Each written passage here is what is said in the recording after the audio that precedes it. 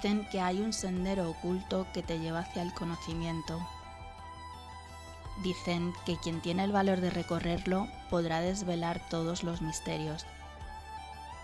El sendero está plagado de historias de lo imposible.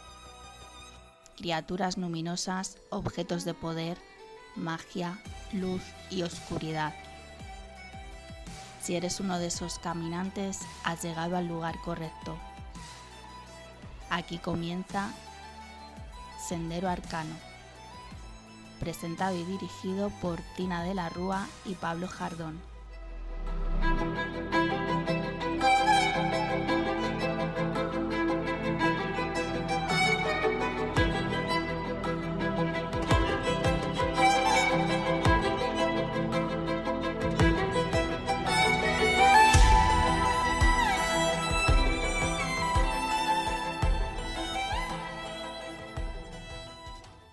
Hoy en Sendero Arcano tenemos el honor de contar con Jesús Callejo, uno de los referentes más importantes en el ámbito del estudio de la España mágica, simbólica y misteriosa, y una persona a la que quiero y admiro profundamente.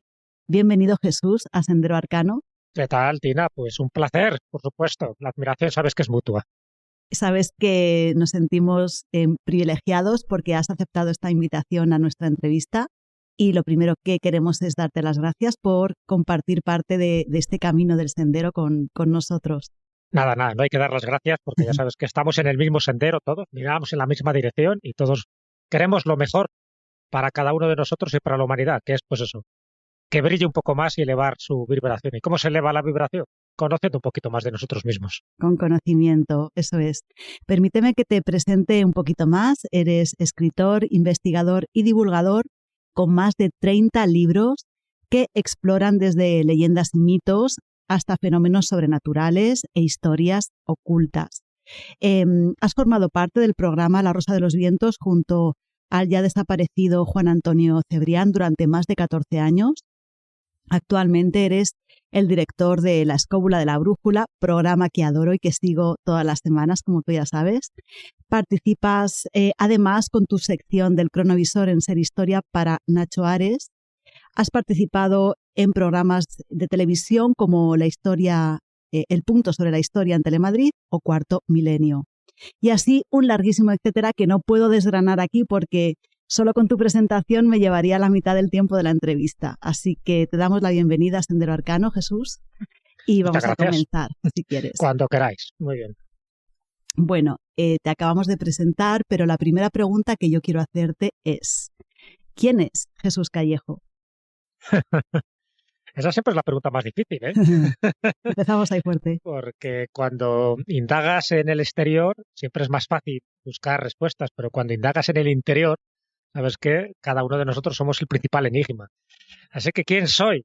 Pues descartando la biografía que tú acabas de comentar, si vamos desgranando las capas de la cebolla, que en el fondo somos todos, ¿no? Que vamos, una cosa es la máscara, una cosa es el personaje, otra es la persona, pues, bueno, yo me considero siempre como un buscador, ¿no? Un buscador de historias, un buscador de conocimientos, un buscador de mí mismo, de saber un poco qué hago aquí en este planeta llamado Tierra, y por lo tanto tengo un motor, que es la curiosidad.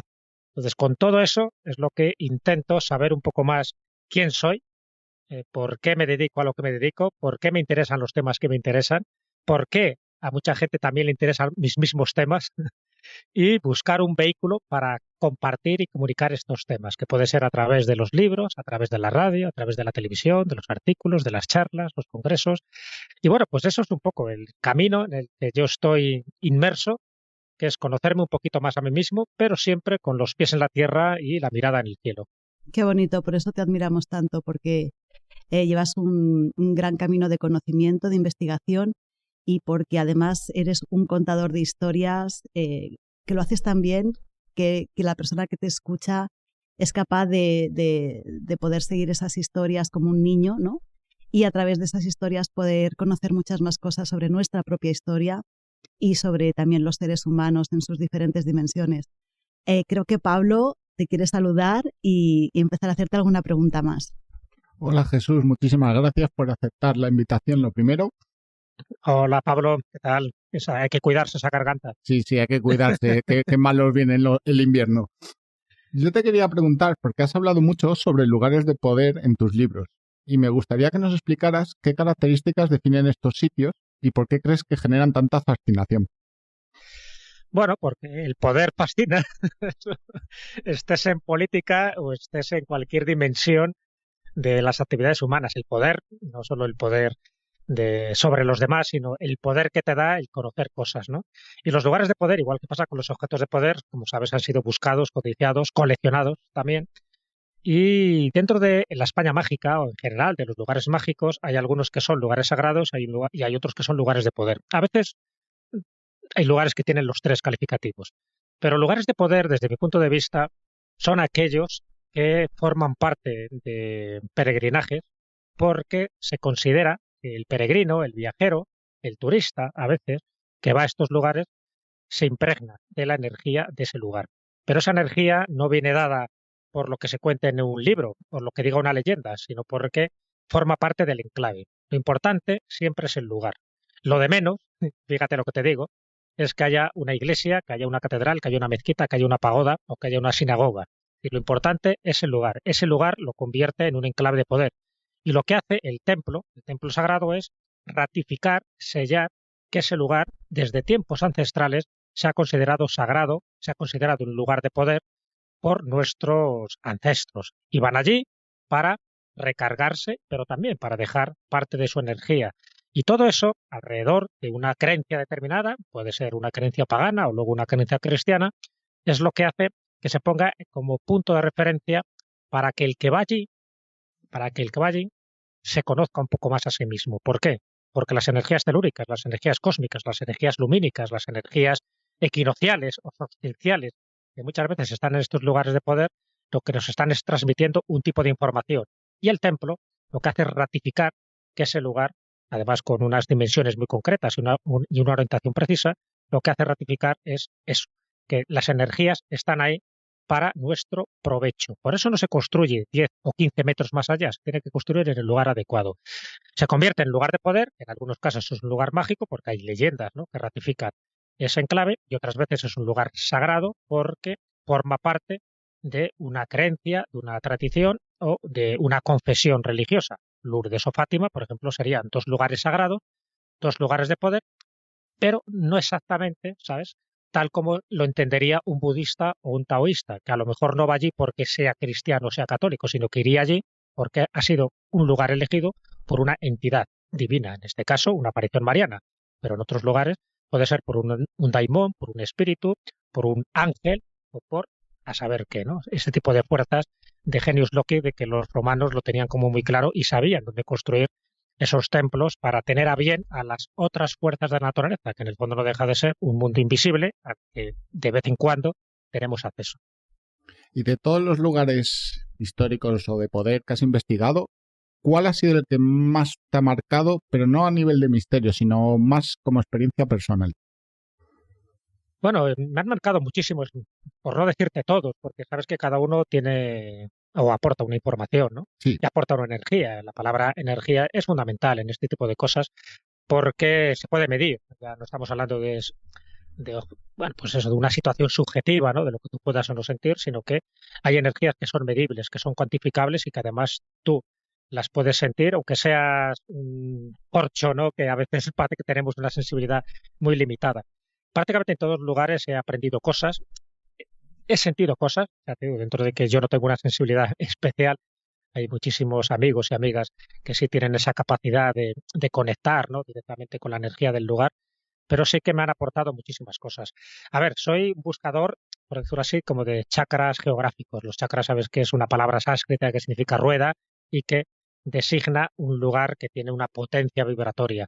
Bueno, pues yo he buscado los chakras españoles, creo que los tengo identificados y he estado en todos ellos. Y cada uno me ha aportado algo. ¿Por qué? Porque cada chakra está también relacionado con algún elemento de tu organismo. Por ejemplo, Santiago de Compostela estaría relacionado con el intelecto. Con el intelecto y con la parte superior del intelecto, que ya es la parte más espiritual, ¿no? O, por ejemplo, cuando vas al Cañón de Río Lobos, es un lugar que recomiendo porque a nadie le pasa desapercibido, la ermita de San Bartolomé estaría relacionado con el chakra del corazón.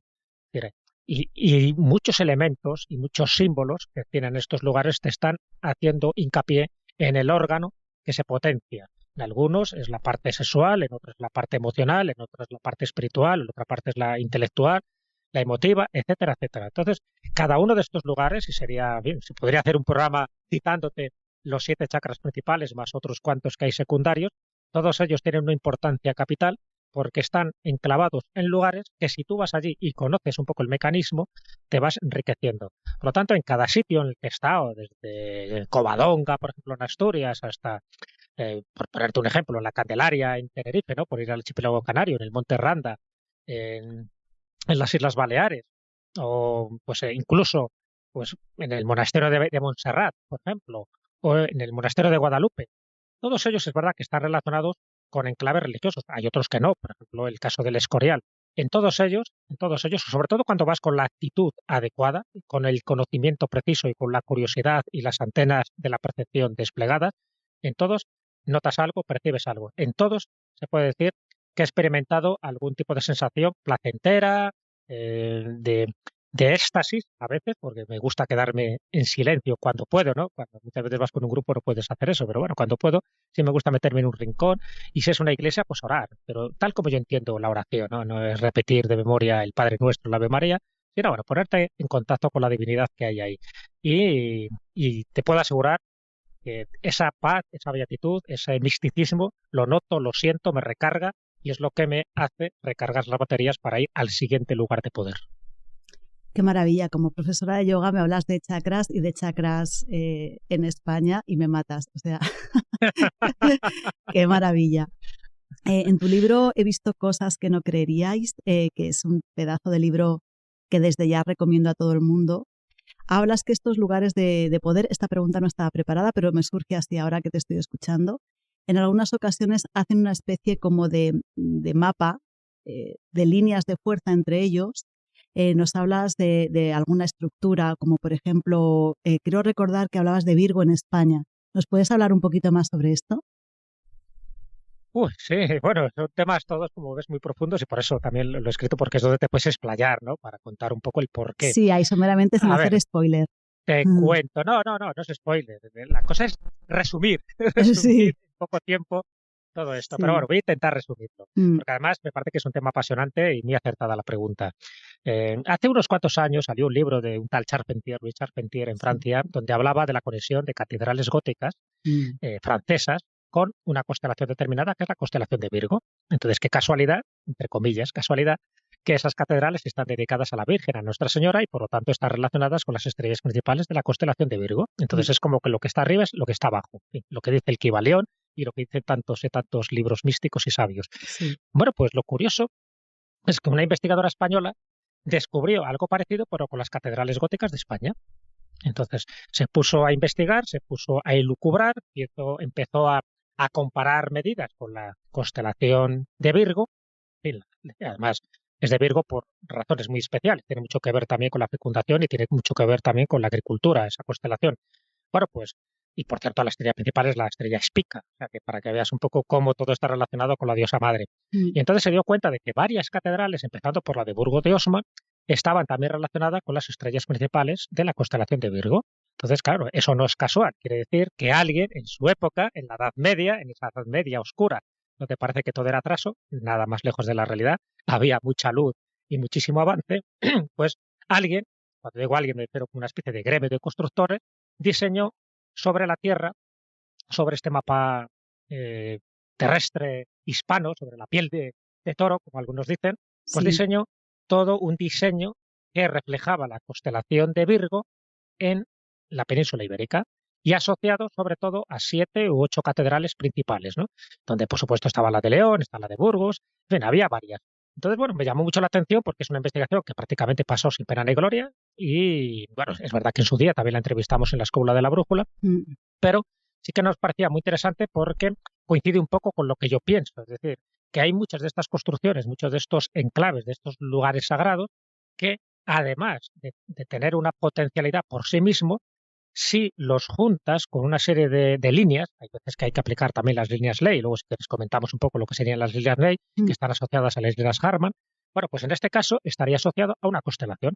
Pero es que no es el único caso. Hay otras construcciones que están asociadas, por ejemplo, a la constelación de la Osa Mayor, ¿no? Con lo cual eso también nos está indicando de que nuestros antepasados, nuestros constructores auténticamente sabios, pues sabían perfectamente lo que eran las constelaciones, la influencia que hay y la asociación que tienen estas estrellas, estas constelaciones, con los dioses y los dioses, a su vez, asociados con las construcciones humanas, precisamente para eso, ¿no? Para recargarte de la energía precisa. No es lo mismo una estrella o una catedral dedicada a lo femenino que a lo masculino, ¿no? Las energías son distintas y cuando conoces ese manejo, pues es cuando empiezas un poco a apreciar que nuestros antepasados para nada eran tontos. Sabes que muchas veces la gente dice, no, cuanto más atrás vas en el tiempo parece que eran más tontos. Bueno, pues es al revés. Parece que cuanto más avanzamos estamos siendo más idiotas porque estamos perdiendo la conexión con la naturaleza, estamos perdiendo la conexión con el universo y, por desgracia, estamos perdiendo la conexión con nosotros mismos. Qué maravilla. Me la has dejado votando. Parece que sabías qué pregunta te iba a hacer ahora. No lo sabía, pero ya ahí nos va. conocemos bien hace tiempo. Claro que y sí. tenemos esa conexión. Ahí está. Pues justo te iba a preguntar que me gustaría que nos hablaras sobre ese pensamiento simbólico y mágico que podemos encontrar plasmado, sobre todo me refiero al mundo del arte, ¿no? A lo largo y ancho de esa España mágica y que quizás estamos perdiendo la capacidad de descifrar ese lenguaje. Por ejemplo, el que podemos encontrar, como tú decías, en las ermitas, iglesias y catedrales. Cuéntanos un poco sobre ese lenguaje simbólico que ha quedado ahí reflejado. Pues es tanto y tan bonito y tan fascinante que es como un libro abierto, pero solo si conoces las claves. Es como todo, ¿no? Esto es como cuando te mandan un mensaje encriptado, ¿no? Si no conoces la forma de desencriptarlo, pues te sabe o te suena chino. Pero cuando conoces un poco de simbología, y la simbología para mí me parece que es, pues eso, el idioma internacional, ¿no? El idioma que nos conecta un poco con lo más sagrado y sobre todo, pues con lo que nos une. Acuérdate que simbolei, que sea un poco la etimología de símbolo, es aquello que nos une, aquello que nos ata hacia algo, hacia un tipo de verdad trascendente. Y sin embargo, diabolei, lo diabólico es lo que nos separa, ¿no? Eso es muy interesante porque sabes que la etimología nos está indicando también un poco el poder que tienen las palabras. Bueno, pues en el caso de la simbología, y sobre todo cuando entramos pues en una catedral, en un templo sagrado, es fundamental. ¿Por qué? Porque hay una serie de símbolos universales que, por independencia que estés en España, o estés en Japón, o estés en las Maldivas, hay símbolos que te están transmitiendo un tipo de información.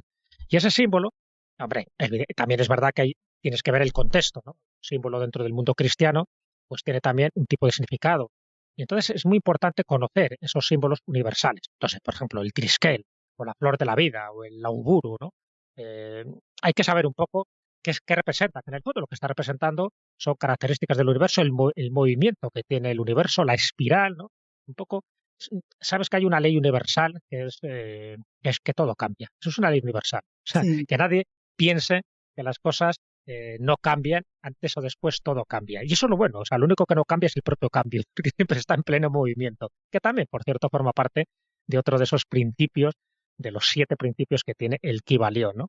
Bueno, pues efectivamente, si conoces un poco lo que significa ese triskel, por qué aparece la flor de la vida en tantos lugares, ¿no? Aparece desde en construcciones muy antiguas en Egipto hasta en lugares a lo mejor son del siglo XVIII, pero que han buscado también como ese símbolo de la flor de la vida con todo lo que significa. Bueno, pues todo este tipo de cosas relacionadas un poco con el cuadrado, con el círculo, con el punto, por hablar de símbolos muy, muy elementales, cuando luego se van haciendo más complejos, se convierten luego en signos de reconocimiento, por ejemplo, determinados gremios. Sabes que en la Edad Media los constructores se identificaban por determinados símbolos. Uno, por ejemplo, es la pata de oca. ¿Por qué la pata de oca, no? ¿Por qué un palmípedo de estas características? ¿Por qué se elige a un ave como signo de reconocimiento? Bueno, pues tiene también su explicación. ¿Por qué en los capiteles, por ejemplo, aparecen figuras demoníacas? Y dentro de esas figuras demoníacas hay algunas que son más grotescas, otras parece que son tipo duendes. ¿Por qué aparecen escenas de ángeles y, sin embargo, hay que mirar si los ángeles tienen alas o no tienen alas? En este tipo de elementos yo creo que nos dan una información capital, pero para eso hay que conocer un poco de simbología, para eso hay que saber, mucha gente no lo sabe, cuando se tatúa algo, sepa para qué se tatúa. Cuando llevas un amuleto, no es lo mismo llevar una mano de Fátima que llevar una pata de conejo. En fin, todo esto nos está dando un tipo de información porque tiene que ver con el diseño, tiene que ver con el objeto en sí, tiene que ver con la tradición, tiene que ver con la superstición y tiene que ver con tantas y tantas cosas que forman parte del pensamiento mágico. Y ese pensamiento mágico es lo que nos confiere una información capital. ¿Para qué? Precisamente para conectar con ese alma del mundo, con ese anima mundi que está basado, su lenguaje estaría basado en los símbolos. A mí me gustaría retomar, antes de seguir avanzando, que nos contaras y contaras a nuestros oyentes qué son las líneas Lane y las líneas Hartmann, por si alguno no lo sabe. Bueno, pues sí, importante la pregunta porque como he hecho alusión un poco a esas líneas ley, claro, cuando hablo de líneas ley no tiene nada que ver con lo jurídico, ¿vale? O sea, que nadie piense que estamos hablando de jurisprudencia a pesar de que se llama ley, pero bueno, es un nombre anglosajón y lo que se busca o lo que se pretende con esa frase, que creo que ya fue, no sé si fue John Mitchell que la puso de moda hace tiempo, estoy hablando del siglo pasado, de los años 60, bueno, pues son líneas o alineaciones de lugares mágicos, lugares que tienen un interés histórico, que tienen un interés sagrado o legendario, y que unen monumentos y megalitos pues con líneas rectas, lo cual llama mucho la atención porque no es casual, ¿no? Coges un mapa de estas y vas buscando, por ejemplo, monasterios o templos que estén dedicados a San Miguel Arcángel. Y ves, hay una línea recta que conecta a todos estos monasterios que están dedicados a San Miguel Arcángel, pero desde Inglaterra hasta Palestina, pasando por Italia y por Francia.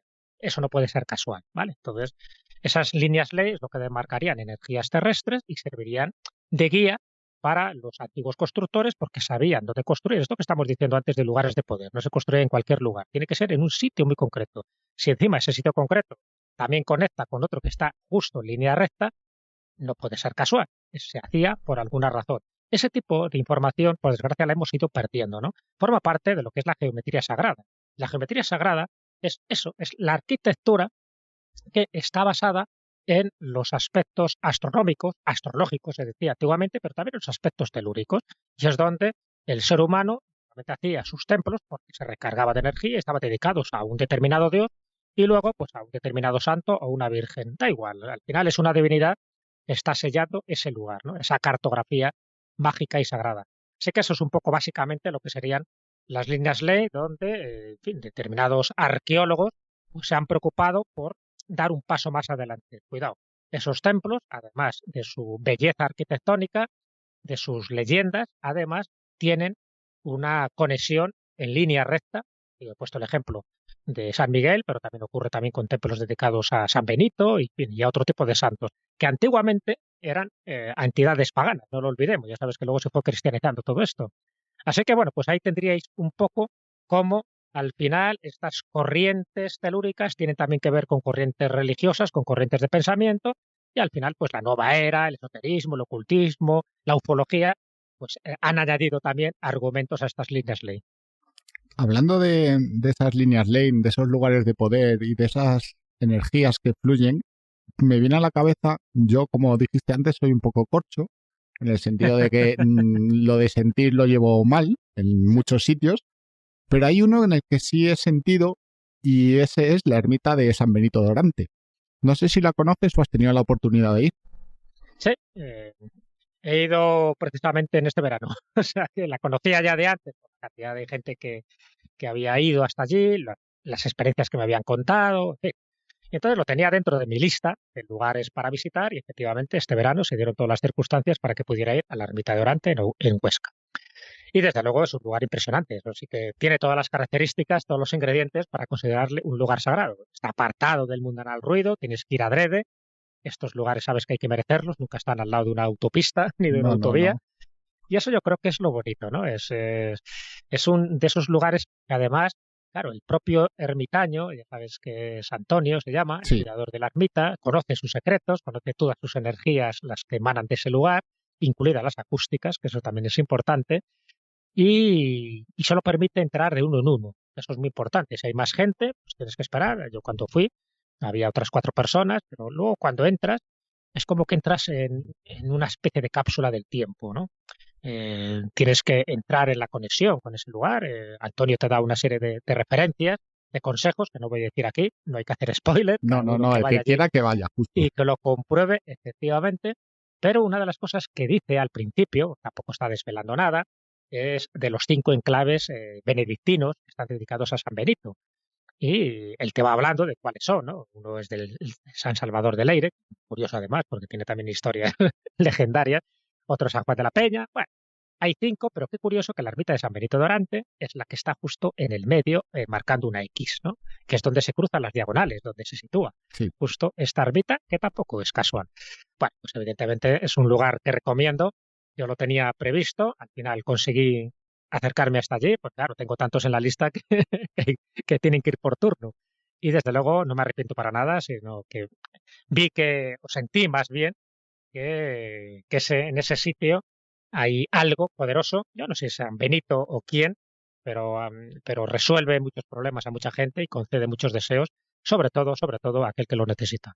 Y a pesar de ir con expectativas, porque al final uno de estos problemas es que te cuentan tantas historias que vas con una imagen preconcebida. ¿Cumplió tus expectativas? Sí, las cumplió. A ver, en el sentido, hay mucha gente que va, y es cierto que los que van con algún tipo de problema, ¿vale? Algún problema psicológico o físico. Yo, por suerte, no iba con ninguno de esos problemas, por lo tanto, tampoco pedí algo que se fuera a realizar de forma inmediata. Pero sí hay gente que ha ido con dolores, ha ido con ciertos problemas, con preocupaciones, incluso con depresiones, y ha notado la mejoría de forma inmediata. Yo lo que pedí es un poco más a largo plazo, pero sí noté esa sensación de bienestar, ¿vale? Cuando salí de allí, de esos más o menos unos 10 minutos que estuve en el interior, cuando salí de allí, sí me noté con esa sensación de recargar, ¿no? De, bueno, he estado en un lugar potente, es un lugar donde he rezado a mi manera, donde le he pedido a San Benito de Orante ciertas cosas y donde me voy satisfecho porque me ha costado un esfuerzo, pero ese esfuerzo me ha compensado. Y me ha compensado por muchas circunstancias emocionales que yo viví y sentí en su interior. Así que, ya te digo, conozco casos, y de hecho en mi libro, he visto cosas que no creerías, menciono este lugar y menciono la experiencia que tuvo una amiga mía, la ermita de Orante, que por cierto además tiene también un programa radiofónico que es el Canal del Misterio, y que estuvo en esta ermita y que sí que ya tuvo unos efectos inmediatos de algo que en aquel momento a ella le sucedía y que me dio permiso para contarlo en este libro. Muchas gracias, Jesús, por compartirnos tu experiencia allí. Me gustaría otra vez reconducir el tema a lo que estábamos hablando anteriormente de estos lugares de poder, sobre el simbolismo mágico, el simbolismo oculto que hay en algunos lugares como ermitas, catedrales. Yo te quería preguntar que, bueno, de alguna forma ya lo estabas diciendo un poco tú antes, ¿no? La pregunta era como si crees que hay un lenguaje que a través del símbolo se comunica o se comunicaba con el pueblo llano, pues para explicarle determinadas cosas o para contarle historias de la Biblia, etcétera, etcétera. Pero también hay un lenguaje destinado, o había un lenguaje destinado a ser leído solamente por las personas iniciadas. Sí, sin ninguna duda. Ten en cuenta que cuando tú quieres ocultar algo, hay que hacerlo con su utilidad. Es decir, hay veces que cuando el conocimiento se da de una forma amplia, extensa para todos, lo que ocurre es que hay mucha gente que no lo aprecia. Y no solo no lo aprecia, sino que lo critica. Incluso a veces lo intenta como destruir, ¿no?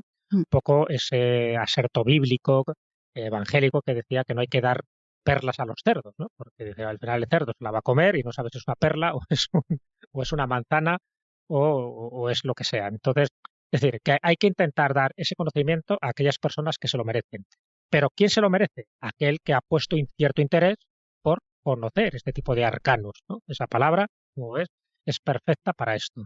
Y por eso ha habido escuelas iniciáticas, ha habido escuelas mistéricas, donde aquellos que querían y se lo merecían, sí que les daban en clave simbólica una serie de conocimientos para que ellos pues aprendieran cosas secretas de esta vida y de la otra vida.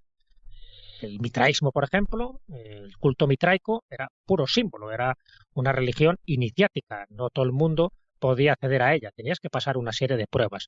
Entonces, eso es lo importante. Hay un tipo de símbolos que es accesible a mucha gente y hay otro tipo de simbolismo que es accesible a aquel que tenga las claves necesarias para desencriptarlo y dentro del contexto necesario.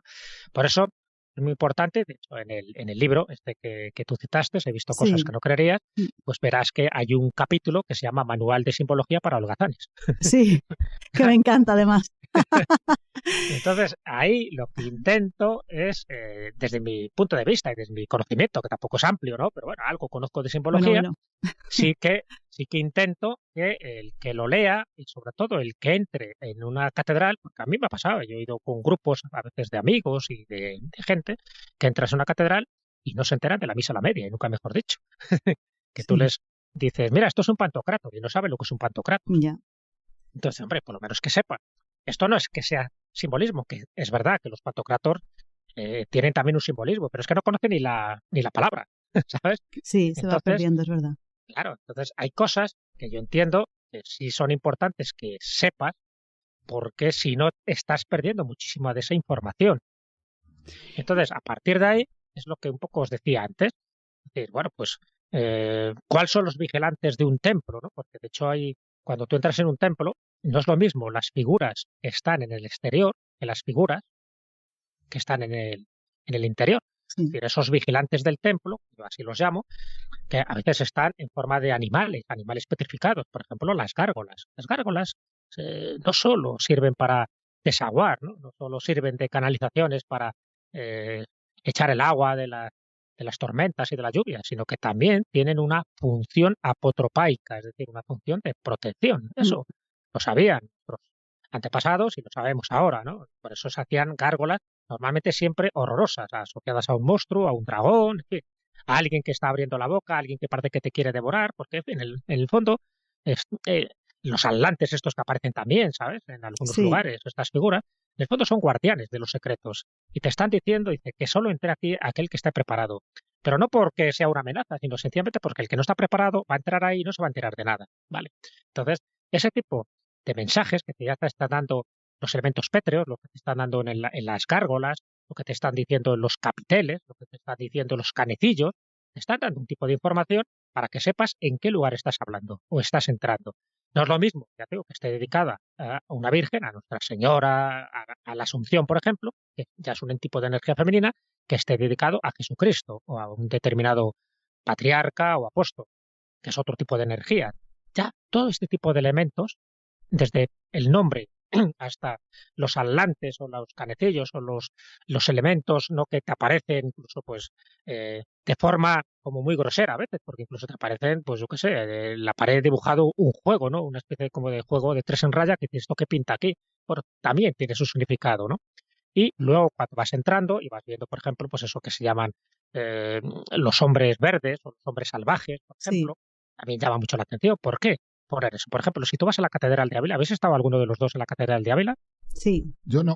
Bueno, pues en la entrada, antes de entrar, está Gog y Magog, Sí. que son dos atlantes. Pero bueno, dos atlantes son dos hombres salvajes con sus cachiporras, como dispuestos a darte un cachiporrazo a la primera de cambio, ¿no? ¿Por qué en una catedral, la de Ávila, aparecen estos dos seres como protegiendo el edificio, ¿no? Y protegiendo a los que habitan en el interior? Pues tiene su razón de ser. Bueno, pues en ese capítulo de ese libro pues voy contando un poco el porqué de cada cosa. Entonces, bueno, yo creo que es importante, ¿no? Que en simbología, pues eso, que es muy importante diferenciar una lechuza de un búho, o que es importante saber que si aparece un búho está mejor haciendo referencia a la diosa Atenea, ¿no? Que era la diosa de la sabiduría, que si aparece pues un águila a lo mejor está haciendo referencia a San Juan, pero a lo mejor está haciendo referencia a otro tipo de cosas dentro del contexto en el que aparezca el águila, etcétera, etcétera, etcétera. Así que bueno, qué fascinante. Sería largo, ¿no? Sería largo un poco claro, de... es maravilloso. Jesús, cuéntanos, a tu parecer, algún lugar en España que sea rico en ese lenguaje oculto. O sea, para ti, el más fascinante que digas, es que esta catedral está absolutamente llena de ese lenguaje encriptado, nos está contando algo a muchos niveles, pero que solamente algunos privilegiados pueden leer. Pues mira, voy a tirar para casa. Venga, va. Y cuando tiro para casa, ¿a qué lugar crees que me voy a referir? A la Catedral de León. Claro. Soy leonés y si me das a elegir un lugar que tenga un poco de todo, pues me voy a la Catedral de León. En fin, si no habéis estado en la Catedral de León, ahí no he estado. Jesús. ya estáis, vamos, haciendo las maletas para ir para allá. ¿Pero por qué la Catedral de León? Evidentemente podría también haber elegido la de Burgos, podría haber elegido la de Toledo, que me pilla más cerca, podría haber elegido la de Santiago de Compostela. Pero en la de León, también lo cuento en este libro, porque me pareció sorprendente cuando yo me enteré, hay muchas cosas, ¿no? Muy señaladas. En el momento que ves la fachada ya ves un poco el fin del mundo o el infierno, ¿no? Como está representado en esta catedral, ya te pone los pelos como escarpias. Pero hay un trabajo de un profesor de historia del arte, que se llama César García, que escribió sobre la Catedral de León. Y él lo habló desde un punto de vista que me llamó la atención y que yo estoy totalmente de acuerdo. Él habló un poco desde los aspectos alquímicos. Entonces, hemos hablado de la parte simbólica. Bueno, pues ya sabes que los alquimistas tienen mucho que ver también en las construcciones de estas catedrales Sí. y también colocando animales mitológicos, en fin, que estaban representando siempre alguna de las fases del proceso para conseguir la piedra filosofal o la gran Guau. obra, que se llama. ¿De acuerdo? Bueno, pues lo que él dice es que al final esta catedral de León, que está analizado punto por punto y símbolo por símbolo, es una especie de sumum de la simbología universal, ¿sabes? Una especie de ciclo insólito, simbólico, que arranca con una determinada figura, está en un caracol y termina pues en otro tipo de figuras, y él cree que está representando distintos signos zodiacales, que en las enjutas, que es un tipo, ¿no?, de decoración que tienen las catedrales, está también un tipo de mensaje teológico con imágenes que, en fin, que comparten alusiones a la muerte, a la resurrección. Bueno, en resumidas cuentas, que toda la Catedral de León, toda la Catedral de León en sí misma sería la piedra filosofal. Wow. Sería lo que intentaban conseguir los alquimistas, que no hay que buscar una piedra en sí, sino que la catedral, que no deja de ser una piedra grande, ¿no?, la casa de Dios, ni Que más ya ni estoy menos, yendo, o sea, me cojo las maletas de verdad y me voy. pues O sea, entrar sería allí, como un mutus liber, ¿no? ¿qué te parece? Sería como Bueno, el no, mutus liber, pero como el vivo. Mutus Liber, efectivamente, tú lo has dicho, es uno de los libros claves dentro del mundo este simbólico y también alquímico, donde las imágenes te están transmitiendo muchísima información. Es un poco como pasa con los 22 arcanos del tarot, te está dando muchísima información. Bueno, pues no por casualidad, Nicolas Flamel, que fue uno de los grandes alquimistas franceses del siglo XIV, cuando hace la peregrinación del Camino de Santiago, ¿sabes qué hace? Parada y fonda al León. Bueno, pues la parada y fonda al León, él llevaba un libro cabalístico que no entendía bien. Bueno, pues allí encuentra a su maestro, el maestro Canches, así lo llama esta tradición, y le descifra por fin en qué consistía ese tratado cabalístico que él llevaba y que no sabía traducirlo. Y justo en ese momento, justo en la Catedral de León, justo es donde encuentra a su maestro, justo es donde descifra los arcanos y las claves de por qué estaba haciendo el Camino de Santiago. Ahí ve la luz, ahí ve la transformación, ahí se da cuenta de que la catedral es mucho más que un templo religioso, mucho más que un templo católico. Es ni más ni menos, sin decirlo con esas palabras, es ni más ni menos que la gran piedra de sabiduría que cuando tú entras, al final se empiezan a desvelar todos los arcanos en el interior. Por tanto, la Catedral de León es algo más que una catedral, es algo más que un templo sagrado, es algo más que la casa de Dios, es ni más ni menos que el conocimiento empírico de aquella persona que tiene los ojos abiertos para saber ver. Qué maravilla. Lo que está quedando claro en esta entrevista es que tu libro He visto cosas que no creerías es una verdadera enciclopedia que todos deberían tener y leer, por lo menos para tener unas ideas básicas. Y en él explora sobre todo mucho, como dice el subtítulo, el legado mágico de España. ¿Qué elementos del folclore español crees que siguen siendo relevantes o influyentes en la cultura contemporánea? Pues muchísimos. Pues prácticamente ese pensamiento mágico, que es un poco el que he intentado rescatar, forma parte de muchos de los rituales, de las fiestas, de los momentos en los que muchas personas se acercan a un templo. Un poco lo que yo intento explicar en ese libro es por qué seguimos creyendo lo que creemos, por qué seguimos haciendo las cosas que hacemos, por qué seguimos teniendo supersticiones que parece que son cosas del pasado, pero que sin embargo a día de hoy todavía siguen estando muy vivos. Entonces, un poco hablo como de ciertos pilares, ¿no? Como ciertos elementos o puntos cardinales en los que se apoyan ciertos secretos, ¿no? Ciertos secretos dentro de ese pensamiento mágico. Y esos pilares serían, por una parte, los lugares de poder. Seguimos yendo a los mismos lugares de poder, algunos los he citado. También tiene que ver con los objetos mágicos, ¿vale? Que pueden estar en esos lugares de poder o no, pero son objetos mágicos que han sido buscados, ¿no? Fíjate, desde los nazis hasta Franco y pasando por alquimistas o por magos o hechiceros. También mucho tiene que ver las creencias populares, esas creencias populares que a veces van mutando con el tiempo. Y, por supuesto, como cuarto pilar, como cuarto elemento, serían los símbolos universales. Un poco en esos 4 puntos cardinales en los que yo me muevo y los que intento un poco reflejar mis conocimientos, mi experiencia de por qué cuando tú vas a este sitio, a estos lugares, pues al final encuentras, a lo mejor no lo que tú estás buscando, cuidado, pero sí encuentras algo que te puede dar una clave a algo que tú en ese momento pues le estabas dando vueltas a la cabeza, ¿no? Algo que estabas barruntando. Pero yo creo que es muy importante conocer eso, ¿no?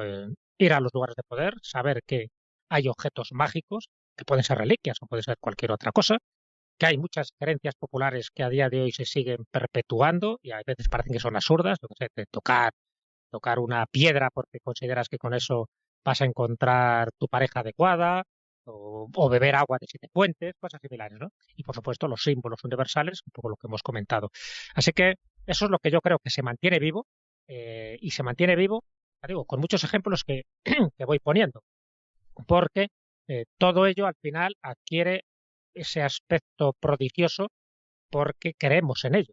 Si tú no crees en algo, efectivamente creer es crear. Si tú no crees, no creas. No creas ese ambiente o por lo menos esa plataforma para que te puedas impregnar de la energía de cada lugar.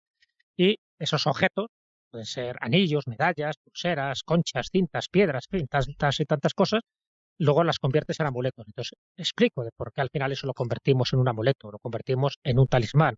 Y explico por qué en algunos sitios tienes que ir para quitarte enfermedades o para quitarte algún maleficio o para hacer algún tipo de conjuro.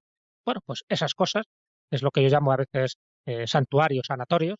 Entonces, cuando conoces esa clave y sabes que a lo mejor está dedicado a Santa Lucía, que era la patrona a favor de la vista, pues dices, pues mira, vas a Santa Lucía o vas a San Blas, por cierto, Pablo, que es el patrón de de la garganta, y a lo mejor si vas con la actitud adecuada y haces los rezos adecuados a San Blas, esa molestia de garganta desaparece, pero porque activamos algo en nuestro cerebro, que es lo que permite que esa curación sea más fructífera. En definitiva, se curan lo que son enfermedades psicosomáticas. Muy interesante. Y creo que voy a aceptar el consejo de ir a San Blas. Pues vete, porque por algo es el patrón de la garganta y sobre todo de los que trabajamos en radio. Jesús, hablando de ese folclore que estábamos hablando ahora, uno de los temas que has tratado de forma profusa en tus libros, que a mí me encanta también, es el tema de los seres elementales, duendes, hadas, gnomos, etcétera. Y te quería preguntar si te viene ahora a la memoria alguna historia que nos puedas contar de forma breve sobre alguna de estas criaturas, alguna leyenda sobre alguna criatura, algún ser elemental que te haya llamado la atención o que haya sido para ti relevante de alguna forma. Pues fíjate, es que le he dedicado 3 libros, ¿no? Ni más ni menos Por eso. que a estas criaturas que en principio parece que no iba a dar más que para un libro y sin embargo, pues mira, dio para muchísimas cosas, ¿no? Así que yo recuerde, bueno, tengo varias cosillas, varias anécdotas que me llaman la atención, pero recuerdo que cuando entrevistaba sobre todo a la gente, ¿no? Que es lo que más me interesaba, bueno, a nivel bibliográfico había bastante información, lo único que había que recopilarla, ¿no? Había que recopilarla. Pero sí que me costó un poco trabajo el poder encontrar a personas que podrían contar su testimonio, ¿vale? Sí. Entonces, bueno, cuando sí encontraba personas que contaban ese testimonio directo y férico, ¿no? Relacionado con algún duende o con algún hada, porque no, o con elfos, ya sabes que el problema de esto es muchas veces poner nombres, ¿no? Hay veces que la gente no sabe de poner un nombre determinado, pero sí que me encontré con personas que me dibujaban incluso, ¿sabes? A la criatura que habían visto. Y la dibujaba pues de la mejor manera que sabía, porque sabes que este tipo de experiencias a veces son inefables y cuesta trabajo encontrar las palabras adecuadas y es más fácil a veces dibujarlo que contarlo. y sí que recuerdo, ya digo, no, sin decir, no, bueno, están en el libro, pero sí que recuerdo pues, esas personas, esos testigos que me contaban pues, eso, que antiguamente se llamaban duendes y que ahora, por ejemplo, se llaman grises, o sea, dentro del mundo ufológico. Así es. Entonces, es un poco como han ido mutando, como ya en general no solían hablar de duendes, sino que solían hablar de, mira, has visto una criatura pequeña, cabezona, ¿sabes? Con garras en los dedos. Mm. Claro, y muchas veces esto me recordaba descripciones de avistamientos. Gente que había tenido un caso de abducción, por ejemplo. Digo, qué curioso. Y ahí me di cuenta de que es como que el fenómeno va mutando, ¿sabes? Ha ido cambiando un poco de contexto, pero también en función de nuestras creencias. Ahora ya no estamos tan dispuestos a creer en duendes, pero sí estamos dispuestos a creer en alienígenas. Entonces, la sensación que me dio, cogiendo, ya te digo, los testimonios muy variados, era que se seguían apareciendo estas criaturas, pero en la forma en que el testigo más o menos estaba más dispuesto a aceptarlas, ¿sabes? Ya no Sí. aparecían con vestidos del siglo XVIII, sino que aparecían con monos plateados, por ejemplo, ¿no? O cosas similares. Bueno, pues no sé, me llamó la atención, cuento algún que otro caso en este libro, bueno, en estos libros, porque no solo se refieren a duendes, sino, en fin, en general a criaturas relacionadas con la naturaleza, Sí. y me llamó la atención, o sea, que es un poco así lo que yo recuerdo y que me hizo pensar que a lo mejor Jacques Vallée y Bertrand de Geus y tantos investigadores un poco de Completamente de folclore acuerdo, sí, sí, sí. asociados con los ovnis, digo, pues a lo mejor es un folclore en formación, es un folclore mutante, ¿no? Y por lo tanto, ahí tenemos la prueba donde no neguemos todo porque es un error, ni creamos todo porque sería un error. Vamos a mantenernos un poco en el término medio. Y a partir de ahí es cuando te empiezas a hacer preguntas. Esto no ha desaparecido, sino que va mutando con el tiempo.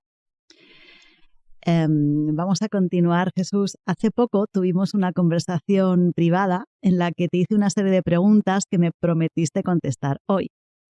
¿Te acuerdas? Sí, me acuerdo. Vale, entonces yo te comentaba que bueno, como estudiante iniciada en una escuela hermética occidental y también como estudiante en diferentes escuelas esotéricas orientales, pues me había percatado, me he dado cuenta de que mucha de la información, tanto en fondo como asombrosamente incluso en forma, es muy parecida o es igual en ambas líneas de pensamiento, ¿no? En esas dos líneas, dos escuelas que podemos, de las que podemos nutrirnos. Hablo de, pues, cuando se refieren a verdades universales, hablamos de esas leyes que parece que nos gobiernan a todos, ¿no? De esa Sofía Perennis, o de como lo llamamos en el vedismo Sanatana Dharma. Y yo te decía que bueno, que había llegado a una conclusión y que podían ser solamente tres cosas. Una, que de una u otra forma realmente esas dos fuentes se hubieran influido a lo largo de la historia una a la otra, esas dos corrientes, o bien que pudiera ser que haya una información en algún lugar a la cual tienen acceso personas cuando entran en trance o cuando están en estados meditativos, con lo cual llegan a las mismas verdades y luego las transmiten a los demás. O quizá, te preguntaba, y muy en concreto, esta era una de las preguntas más importantes para mí, es sobre si tú creías en esta leyenda, en esta edad dorada del hombre, en esa civilización perdida anterior, de la cual no nos han quedado vestigios, pero que sería como una matriz, como una fuente de la cual partieron todos esos conocimientos que de una u otra forma nos han llegado hasta el día de hoy. Uh-huh. Así que he esperado hasta hoy. Pacientemente. Sabiendo la respuesta, porque ya la sabes. No, pero quiero que me cuentes tu punto de vista. La respuesta es que sí. A ver, te cuento un poco mi punto de vista a sabiendas, como tú has dicho, de que no hay forma de demostrarlo, ¿no? Porque cuanto más atrás te vas en el tiempo, pues en menos registros quedan. Registros escritos y a veces también por registros epigráficos. Pero sí, yo entiendo de que hemos pasado por distintas etapas, me refiero a la humanidad, ¿no? Nuestra humanidad, la del Homo sapiens, Posiblemente Sí. haya habido otras humanidades anteriores. Bueno, hemos convivido también con otras humanidades, con otros género Homo, convivido con el Neandertal, con el Homo floresiensis, con el denisovano, en fin, ha habido momentos en que varias humanidades han convivido juntas, pero al final la que ha sobrevivido es la nuestra, ¿no? El Homo sapiens, el Sí. hombre de Cro-Magnon. Y ha tenido como distintas etapas, incluso dentro del hombre de Cro-Magnon, que somos de hace nada, de hace 200.000 años, nada, o sea, que comparado con los 4.500 millones de años que tiene el planeta Tierra, imagínate, nada, ¿no? Pero bueno, si hacemos caso a lo que dice ya la mitología, ¿vale? Las leyendas, los mitos fundacionales, siempre se habla de la Edad de Oro. La Edad de Oro, en principio, viene de la mitología griega, habla un poco de esa edad primigenia donde el hombre convivía con los dioses. ¿Te Sí. acuerdas que hay muchos cuentos de los hermanos Grimm que empiezan diciendo, bueno, érase una vez cuando el hombre caminaba con los dioses? Es como te habla del tiempo de Mari Castaña, ¿no? Te habla de esa época donde no había enfermedades, donde no había guerras, donde todo el mundo convivía en paz, feliz, había solo un idioma antes de que llegara la Torre de Babel, ¿vale? Entonces es que la sensación de que es verdad que hubo un momento en el que todo estaba integrado, ¿no? Donde esa edad de oro, donde podías incluso comunicarte con los propios animales, porque en ese lenguaje universal podías comunicarte con los animales, incluso con las plantas, por supuesto con los dioses, todo eso se fue perdiendo. Y ahí es donde entran ya esos mitos, ¿no? ¿Qué pasó? Bueno, cuando eso se pierde, por la razón que sea, es un poco es el mito también del paraíso perdido, de cómo fuimos abandonando el paraíso perdido, no solo Adán y Eva, sino toda la especie humana, ¿no? que representaba a Adán y Eva, lo fuimos perdiendo ya. Entonces es cuando ya entramos un poco en esa época de oscuridad. Nos dimos cuenta de que éramos creación de los dioses y que al final podíamos ser como ellos, para bien y para mal, con todas las debilidades y todas las grandezas. Y fuimos pasando como por distintas etapas.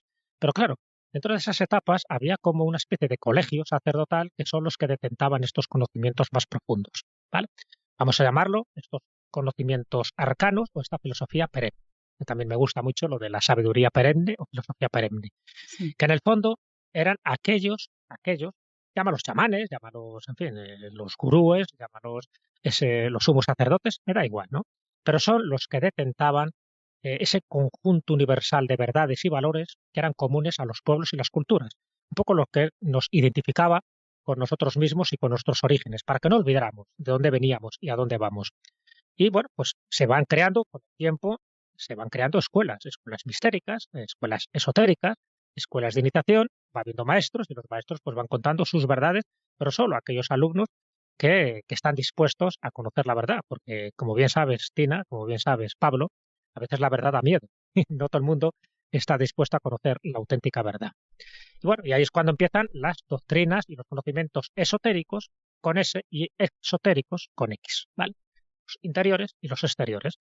Y entonces, bueno, pues va surgiendo, en fin, hay muchísimo que ver con el neoplatonismo, con el dualismo, con las teorías orientales versus teorías occidentales, donde se concibe el tiempo, el espacio de forma diferente, Es donde se verdad, en empieza, forma circular, no es claro, lineal. exactamente, se ve de una forma distinta, por lo tanto, ese pensamiento mágico es muy distinto, donde se intenta integrar el hermetismo con el pensamiento griego, luego con el pensamiento cristiano, etcétera. Entonces, claro, son pocas personas dentro de esa, vamos a llamar la cadena áurea, la cadena de oro, por seguir un poco también con esa analogía de la edad de oro, Sí. son los que transmiten de maestro a discípulo esos conocimientos y se crean escuelas, ¿no? Sobre todo en la época renacentista, también en la Edad Media, pero en la época renacentista, donde hay un florecimiento del conocimiento, se busca otra vez el neoplatinismo, se busca también las ideas herméticas, se le da mucha importancia a la iniciación, después surgen los rosacruces, surgen los martinistas, surgen los masones, en fin, todo eso entraría dentro de esa filosofía perenne. Y claro, los maestros, sabes que la teosofía, que sería otra de esas escuelas mistéricas, la teosofía dice que los conocimientos se los daban los superiores desconocidos, pero los superiores desconocidos no eran humanos, ¿vale? Eran gente que estaba como al otro lado del velo de Isis, al otro lado del espejo, y que para acceder a ese tipo de conocimiento, que no solo era privativo de los dioses, tenías que acceder a los registros acásicos. En fin, eso es lo que habla la teosofía, es lo que también la escuela filosófica llamada antroposofía comentaba, los registros acásicos, que sería esa especie de compendio de todos los conocimientos, pensamientos, palabras, emociones, intenciones, en fin, una biblioteca virtual al acceso de cualquiera, bueno, no de cualquiera, sino de aquel que tenga las llaves para poder entrar en esta biblioteca. Y ahí es cuando empezaríamos a conocer la verdad. Ya digo, es una verdad que estaba vedada solo para aquellos que estuvieran preparados, para aquellos que realmente quisieran conocer la verdad. Por eso los grandes misterios, acordaros, por ejemplo, de la escuela de Eleusis, los misterios de Eleusis en Atenas, en Grecia, ¿sabéis? Sí. Que se hacían misterios mayores y misterios menores. Bueno, había unos misterios menores, otros de esos encuentros eleusinos. Los misterios menores eran preparativos para saber quién estaba preparado para acceder a los misterios mayores, que tenían que ver con la vida más allá de la vida, ¿no? Con los misterios de ultratumba. Y no todos accedían a esos misterios mayores. Y la condición es que cuando salías ya de esos misterios mayores, no podías revelar lo que te habían contado, porque si lo revelabas, morías. Estaba penado con la pena de muerte. Bueno, pues yo creo que eso, me estoy enrollando mucho, ¿no? Pero yo creo que más o menos queda la idea clara. Vamos, Yo creo maravilloso escucharte. que es fundamental tener en cuenta que esa tradición iniciática siempre se ha mantenido, que a veces ha sido cortada, pero ha nacido otra, es como una especie de ramas de árbol, y que a día de hoy se sigue manteniendo viva esta llama. Ya sabes que hay un símbolo claro que la luz se asocia al conocimiento y la ignorancia se asocia a la oscuridad, y en el fondo siempre es una dualidad y una lucha que ha habido entre el bien y el mal, pero siempre asociado desde este punto de vista, ¿no? De aquellos que realmente quieren conocer más cosas y aquellos que te ponen trabas para que no llegues a conocer las últimas verdades, esa filosofía perenne. Por eso se queman bibliotecas, y cuando empiezas quemando bibliotecas, pues acabas quemando hombres. Gracias, Jesús, por tu respuesta. Maravilloso. Gracias. De nada. Yo quería aprovechar que tenemos a uno de los mejores investigadores de España para conocer tu opinión sobre la época actual. Es decir, tenemos el acceso, creo que, a una información que antes ni se soñaba, y la tecnología hoy en día nos proporciona ese acceso libre. ¿Crees que investigar misterios se ha vuelto más fácil o más complicado? Las dos cosas. Antes, cuando la mayoría de la población era analfabeta, pues era muy difícil acceder a estos conocimientos, ¿vale? Con lo cual se hacía complicado porque el conocimiento normalmente, dentro del mundo cristiano, pero el mundo judío-cristiano, estaba en los monasterios, estaban en los conventos, eran los escritorios, que eran los monjes que sabían leer y escribir y los que sabían transcribir este tipo de textos. Luego se dio un vuelco importantísimo, ¿no? Y fundamental con la invención de la imprenta en Occidente, prefiero la de Gutenberg, porque los chinos ya la tenían inventada, bueno, la imprenta de tipos móviles, a partir del año 1450, y claro, ya el conocimiento ya no era privativo de una serie de personas, sino se va ampliando. Pero aún así, aunque se vaya ampliando el conocimiento, no eran muchos los que sabían leer ese tipo de libros, ¿de acuerdo? Con lo cual, por una parte, estaba ese conocimiento, pero pocas personas que podían acceder a ese conocimiento. Y estoy hablando del conocimiento, el bueno, ¿no? Porque el conocimiento hay de todo tipo y hay alguno que incluso te puede llevar, Sí. te puede llevar a la ignorancia. ¿Qué ocurre? Que cuando va pasando el tiempo y la gente ya va sabiendo leer y escribir, que ya a día de hoy es universal, ahora tenemos otro problema. Ahora tenemos muchísimos libros a nuestro alcance, pero no sabemos distinguir cuáles son los buenos de los malos. ¿Qué quiere decir? Que la información, el exceso de ruido de esa información, de tantos libros, de tanta forma de acceder a esa comunicación, nos despista y no sabemos al final dónde investigar.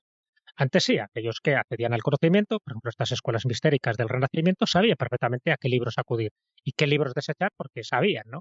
Cuáles son los que tenían esos pozos de verdad y cuáles son aquellos que te desviaban de la verdad. Ahora, sin embargo, tenemos muchísimos libros de autores muy reconocidos que te están diciendo verdades del barquero, pero verdades como puños, pero como están mezcladas con otros libros, otras informaciones, otras teorías, otras escuelas, donde te dicen lo contrario, pues la gente no sabe. Entonces, hemos llegado a un tipo de ignorancia culta. Somos muy listos, sabemos acceder a este tipo de información, pero no sabemos acceder a la información valiosa, aquella información que nos reporte algún tipo de beneficio, y no solo beneficio intelectual, sino también espiritual. Entonces, bueno, pues hemos pasado de la escasez a la abundancia, pero en el fondo son dos tipos de ignorancia.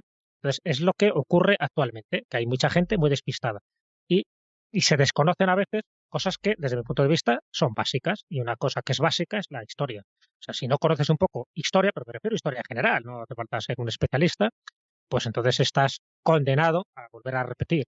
Y qué curioso, qué casualidad, que dentro del mundo de la política parece que hay como mucho interés en que los jóvenes o las nuevas generaciones no sepan demasiada historia. ¿Por qué? Porque en el fondo es mucho más fácil manipular y engañar a alguien que no tiene conocimientos que aquel que tiene conocimientos. Desde un punto de vista amplio me refiero.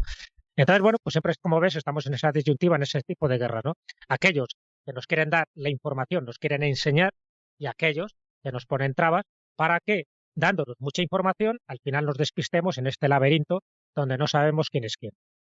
¿Y qué nos podrías aconsejar o a los que empiecen a investigar para poder discernir qué es real y qué no dentro de este abanico de información? Depende de lo que vayas buscando, ¿vale? No todo el mundo va buscando lo mismo, ¿de acuerdo? Entonces, hay gente, a mí me han preguntado, y seguro que también a vosotros, ¿no? Bueno, ¿qué libros me recomiendas para iniciarme en el mundo de la astrología, ¿no?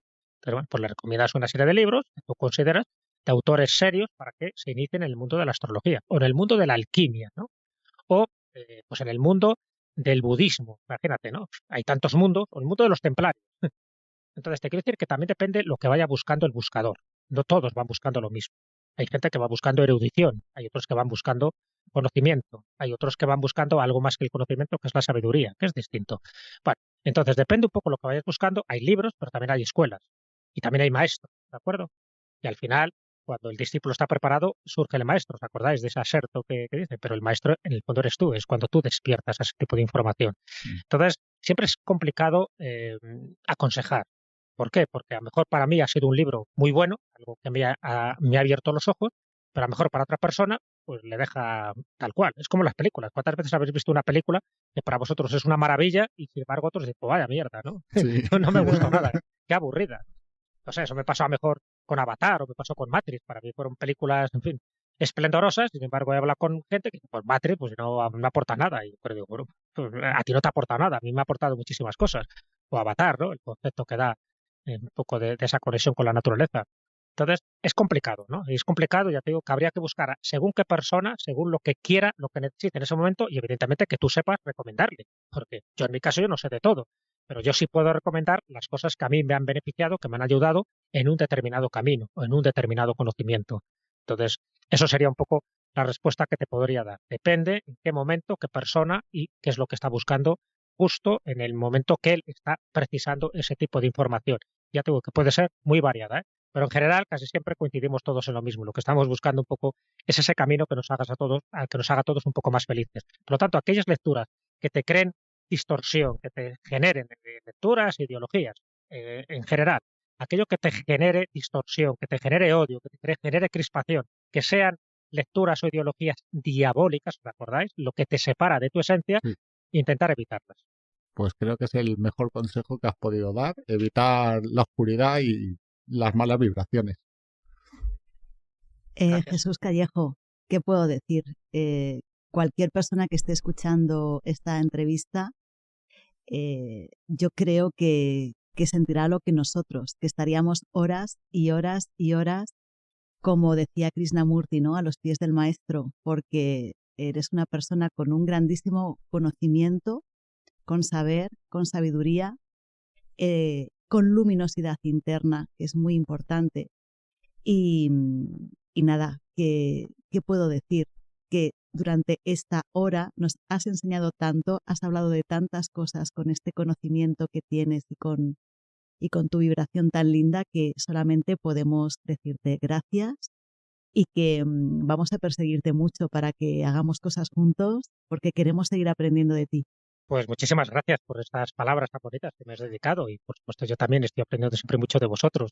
Sabéis que eso es lo bonito, ¿no? Que al final en el camino nos encontramos las personas que realmente necesitamos encontrarnos. Nada es casual y ya sabes que nos unen muchísimos hilos rojos del destino. Y, por supuesto, nos han unido y nos seguirán uniendo muchísimos de esos hilos rojos del destino para seguir compartiendo, ¿no? Compartiendo vivencias, experiencias y conocimientos. Como decimos en el vedismo, hay una palabra que decimos que es swasti, ¿no? Que significa que así sea. Qué bonito. Pues que así sea. Que así sea. Gracias, Jesús. Muchísimas gracias, Jesús. Gracias a vosotros, Tina, Pablo. Un abrazo muy fuerte para vosotros y para todos los oyentes.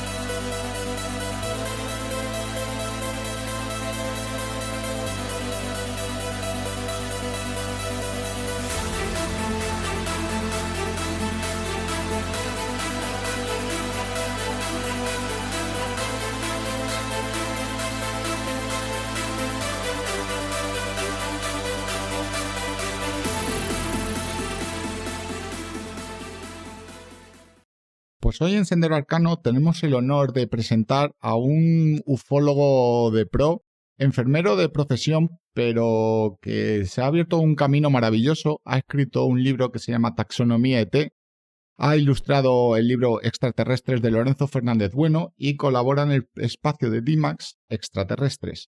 Hoy tenemos con nosotros en su primera aparición en Sendero Arcano a Javier Domínguez Jadoga. ¿Qué tal, señor? Muy buenas, ¿qué tal? ¿Cómo estamos? Buenas noches.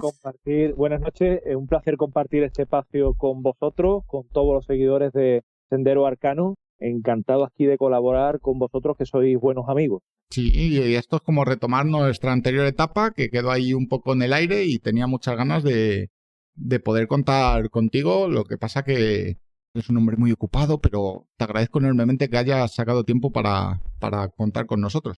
Para la buena gente siempre hay tiempo, Pablo, siempre, por supuesto. Oh, qué bien, qué maravilla. Lo que te decía antes a micrófono cerrado, que para mí está siendo también un momento muy especial el poder escucharte en esta que va a ser tu sección, y estoy ya así con los dientes largos esperando a que nos cuentes qué nos has traído hoy. Pues, Tina, os traigo en este caso podríamos resumirlo en un titular. Es un caso espectacular, la verdad. El titular sería: los ovnis son capaces de obrar milagros. Ese sería el titular que os dejo ahí, que creo que, bueno, que va a despertar grandes inquietudes entre nuestros oyentes. Pues cuéntanos, a ver, qué caso nos traes, y además el título ya nos ha dejado expectantes a ver qué nos cuentas. Tenemos que recordar que este caso, el caso del Dr. X, es decir, este señor siempre permaneció en un anonimato, ¿de acuerdo? Se recogió en la Flying Saucer Review, en la FSR, y también está recogido en este libro tan interesante como es Pasaporte a Magonia, de Jacques Vallée. Sí. Nos tenemos que remontar a la madrugada del 2 de noviembre del 68, 3:45 de la madrugada, ¿de acuerdo? Y bueno, tenemos que pensar que en este caso, como comentamos ese titular, se trata de un caso de curación espontánea. Es lo interesante, es decir, todo en contra, es decir, de esos casos que también se relatan en un libro muy interesante, como es el de Pablo Villarrubia, Las luces de la muerte. Todo lo contrario, ¿no? Esas luces que de alguna manera vienen de otros mundos, de otras dimensiones, pero hacen daño al testigo. En este caso, el Dr. X recibió, la verdad, una bendición con esa visita de ese platillo, de ese objeto que, bueno, no sabemos de dónde viene. Concretamente, el testigo, un doctor francés de 38 años que estaba afincado en el sur de Francia. Vivía con su señora y con su hijo de 16 meses. Esta historia nos llega a través de otro ufólogo, un ufólogo muy interesante y muy conocido, como es Aimé Michel, un ufólogo francés que además era amigo de este doctor, de este médico. Un médico con muchísima reputación, muy buena reputación. Por eso quedó en el anonimato, ¿de acuerdo? No quiso dar a conocer su nombre. Solamente lo que le ocurrió, ese milagro, vamos a decir, ¿no? Este señor, este doctor, cojeaba siempre de la pierna derecha. Tenía ahí un problema en esa pierna derecha tras haber pisado una mina terrestre en la guerra de Argelia en el 58. Aparte, recientemente, antes de esa visita, cortando leña en la casa, se hizo una herida, una lesión en la tibia, ¿de acuerdo? En esa misma pierna, con el hacha, se hizo una herida bastante importante. Y bueno, eso de alguna manera agravó el dolor y Madre esa mía. dificultad para caminar. Sí. ¿Qué ocurre? Como decíamos, en esa noche, 3:45 de la mañana, este médico, este doctor, se desvela porque escucha a su hijo de fondo, un niño pequeño, como decíamos, de 16 meses, para recordar. Y bueno, el chiquito se había puesto en pie en la cuna, él descansaba y señalaba a una ventana, a una de las ventanas. El doctor se percata, eso sí, que a través de esa ventana había como una especie de centelleo.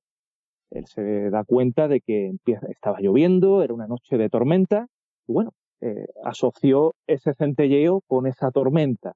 Pero ¿qué ocurría? Hay una cosa que le llamó muchísimo la atención. Había un centelleo que se repetía cada segundo, era como una especie de pulso que se repetía cada segundo. El niño seguía marcando con el dedo, ¿no? Con la mano señalando esa ventana, pero ese centelleo no venía acompañado del trueno, no venía acompañado del ruido. Eso a él le llamó mucho la atención. Bueno, de alguna manera vio que ahí ocurría algo, que estaba pasando. A las 3:55, es decir, 10 minutos después de que el chiquito se dio cuenta de aquello y empieza a llamar a su padre entre balbuceos y demás, este señor va a la cocina, el doctor va a la cocina a coger un poco de agua y se percata de que esos destellos de alguna manera no eran destellos como tal de esos relámpagos, ¿no? Como estábamos comentando. Se dirige a la sala de estar con ese vaso de agua, abre las ventanas y bueno, divisa a unos 2 kilómetros de la casa dos objetos luminosos, dos luces, dos luminarias grandes, de forma elíptica, y en la parte superior él destacaba que eran de color blanco brillante, mientras que en la inferior era un color, un rojo intenso. Coronándola, a lo que serían este objeto, lo coronaban tres protuberancias que él destacaba y decía, los describía como unas antenas, al menos así decía, no eran como unas antenas. Era algo que le llamó muchísimo la atención. Otra de esas antenas estaban en la parte de abajo de sendos objetos. Y esas antenas, las de abajo, las de la parte inferior, eran las que generaban ese centelleo, esos rayos. Como decíamos anteriormente, no había nada de ruido, ¿de acuerdo? No había absolutamente nada de ruido. ¿Qué ocurre? El señor se queda totalmente estupefacto, bloqueado, petrificado, no sabía qué hacer.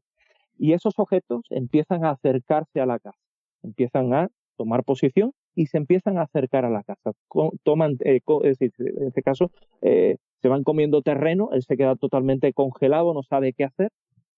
Y destaca lo siguiente el doctor en su testimonio. Esas naves empiezan como a superponerse y terminan fusionándose en una. ¿De acuerdo? Y esos dos objetos que empiezan a acercarse a la casa se fusionan en uno. Y se colocan justamente, ese objeto ya fusionado, a unos 200 metros de este doctor, ¿de acuerdo? Él estaba totalmente, como digo, paralizado, no sabía qué hacer, no sabía cómo actuar. Se da cuenta, eso sí, que en la parte inferior de la nave estaba formada por unas líneas horizontales que se iban desplazando hacia arriba y hacia abajo de forma alterna. Bueno, ¿qué ocurre después de todo esto? Minutos después, el objeto empieza a rotar de tal manera que él empezó a ver la panza del objeto como tal, ¿de acuerdo? Y una fuente de luz, como un rayo de luz, inunda la vivienda y se dirige justo sobre él, ¿de acuerdo? Eso me llama también muchísimo la atención. En ese momento, cuando esa nave se ha girado, se ha rotado, desaparece, se desmaterializa, como él decía, ¿no? Tal como él describía, se desmaterializa y origina un fuerte estallido, que eso también le llama muchísimo la atención, surgiendo una humareda blanca, como una especie de niebla que se va poco a poco disipando. Él decía que lo único que quedó, a través de esa niebla, lo que él llegaba a otear era una especie de hilo vertical, una luz blanca, como una especie de hilo luminoso, blanco, y él miró hacia arriba y lo que vio es que a través de ese hilo la nave había ascendido y se había colocado en la parte superior, ¿de acuerdo? Justo en la vertical. Asciende, como digo, y él solamente veía ya un punto de luz en el cielo, que desaparece con una especie de crujido. Todo esto, como digo, este avistamiento dura 10 minutos. Joder. Pensemos que él lo ve todo a las 3:55 y eran las 4:05. Es decir, él se estaba fijando en el reloj de la cocina, estaba tomando nota de eso. Inmediatamente, ¿qué es lo que ocurre? El doctor tiene la necesidad de dibujar y escribir todo lo que le había ocurrido. Entonces coge papel y lápiz, hace el boceto del objeto y escribe lo que le había ocurrido. Tal como tal, estamos comentando, este señor se va a la habitación a hablar con su señora de lo que le había ocurrido. Y ella se percata de una cuestión. Ya no cojeaba. Ostras. Se percata de que el señor, este doctor, ya no tenía ese problema en la pierna, esa discapacidad, ¿no?, que le impedía caminar correctamente. El señor ya no cojeaba, como digo. Y aparte, se remanga el pantalón y se percata que esa herida de hacha de días anteriores había desaparecido, había cicatrizado, había curado totalmente. Solamente quedaba una pequeña marca. Una herida, como digo, que es algo bastante sonado, ¿no? Una herida con un hacha en una pierna, en la zona de la tibia, en una zona muy vascularizada, una zona también ósea. Se había curado totalmente. Eso le llamó muchísimo la atención, la verdad. Imagínate, pues este señor lo único que yo creo que tendría ganas, aparte del shock después de ese encuentro era de acostarse, de descansar, ¿verdad? Bueno, decía que el señor cayó en la cama rendido, la señora queda despierta y empieza a escuchar en sueño que el doctor empieza a balbucear. ¿Qué decía? Ella consigue descifrar lo que decía. Él decía, exactamente, lo digo así, el contacto se restablecerá el 2 de noviembre al caer por las escaleras. Ostras. Eso es lo que balbuceaba este señor como tal. Pero qué barbaridad Entonces, de caso, por favor. sí, es muy curioso. Ya digo que es un caso muy curioso. Pensemos que era la madrugada del día 2. Es decir, eso pasaría el mismo día 2 de noviembre, se restablecería el contacto al caer por las escaleras. Qué cosa tan curiosa, ¿verdad? Sí. ¿Qué ocurre? Este señor despierta, el doctor despierta, la señora empieza a comentar de todo y él no recuerda nada. Parece ser que hay una amnesia. El señor ha olvidado todo. Incluso la señora empieza a mostrarle esos bocetos, O sea, él esas no notas. recuerda nada de todo lo que nos acabas de contar, del avistamiento de las naves que se fusionan en una, de todo lo que nos acabas de contar, no se acuerda cuando se No despierta. se acuerda absolutamente de nada, pero recordemos nosotros que nosotros sí podemos recordar lo que acabo de comentar. Este señor se levanta de la cama, él se siente muy bien, se siente pletórico, ya no tiene esa molestia en la pierna, ya camina, como comentábamos anteriormente, con normalidad, y cae por las escaleras. ¡Ah! Es decir, se cae por las escaleras. En ese momento, cuando se golpea la cabeza al caer por las escaleras, es cuando empieza a recuperar todos los recuerdos. ¿De acuerdo? Es decir, parece ser que ese balbuceo que él tenía, de alguna manera, era una premonición de lo que iba a ocurrir. Y al ocurrir, al suceder ese accidente, esa caída por las escaleras, este señor de alguna manera comienza a recuperar la memoria, se acuerda ya perfectamente de lo que había pasado, ¿no?